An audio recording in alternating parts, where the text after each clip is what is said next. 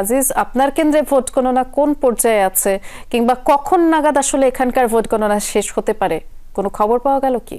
ধন্যবাদ বৃষ্টি। আমি আছি ঢাকা বিশ্ববিদ্যালয়ের যে কেন্দ্রীয় ছাত্র সংসদ, সেই ছাত্র সংসদের ভবনের সামনে। এখানে কিছুক্ষণ আগে প্রতিরোধ পর্ষদের যারা প্রার্থী আছেন, বিশেষ করে ভিপি প্রার্থী শেখ তাসনিম আফরোজ ইমি এবং এজিএস প্রার্থী জাবির আহমেদ জুবেল ব্রিফ করেছেন। তো তারা সারাদিনের ভোটের সারসংক্ষেপ এখানে তুলে ধরেছেন। এর পাশাপাশি প্রার্থীদের পক্ষ থেকে যে অভিযোগগুলো করা হয়েছে সেই অভিযোগের বিষয়েও তারা কথা বলেছেন। বিশেষ করে জুবেল যে জিনিসটা বলতে চেয়েছেন সেটি হলো, বিশ্ববিদ্যালয়ের শিক্ষার্থীরা তাদের ভোটাধিকার প্রয়োগ করেছে, সেক্ষেত্রে কোনো সমস্যা হয়নি। তবে ভোট গণনার সময় যে অনাকাঙ্ক্ষিত পরিস্থিতিগুলো তৈরি হয়েছে সেগুলো মূলত ছাত্র শিবির এবং ছাত্র দলের নেতাকর্মীদের বিরুদ্ধেই তিনি অভিযোগের আঙুল তুলেছেন।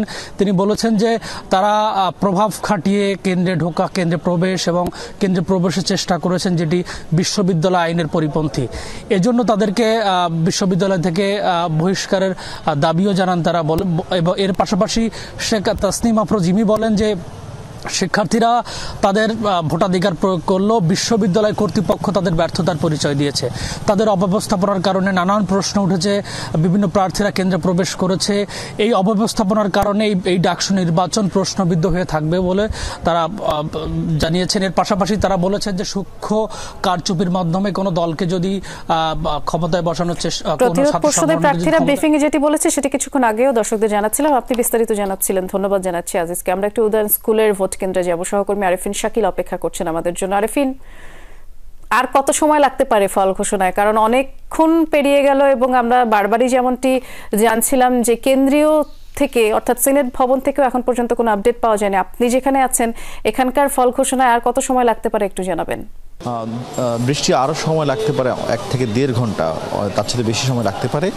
কারণ এখনও সকল হলের যে ডাকসুর যে ব্যালট, সেই ব্যালটের গণনা শেষ হয়নি। অর্থাৎ মাত্র 2টি হলের গণনা শেষ হয়েছে। আপনি জানেন যে উদয়ন স্কুলে মোট 4টি হলের ভোট হয়েছে। এর মধ্যে সবগুলো 4টি হলেরই সকল হল সংসদের যেই নির্বাচন হয়েছে সেই নির্বাচনের ফলাফল গণনা শেষ হয়েছে, যদিও সেটি এখনও ঘোষণা করা হয়নি। এর বাইরে সেন্ট্রাল ডাকসুর 2টি হলের ফল গণনার কাজ শেষ হয়েছে, বাকি 2টির কাজ শুরু হচ্ছে এবং সেই 2টি কাজ অন্তত 1 থেকে 1.5 ঘন্টা বা হয়তো 2 ঘন্টা সময় রাখতে পারে।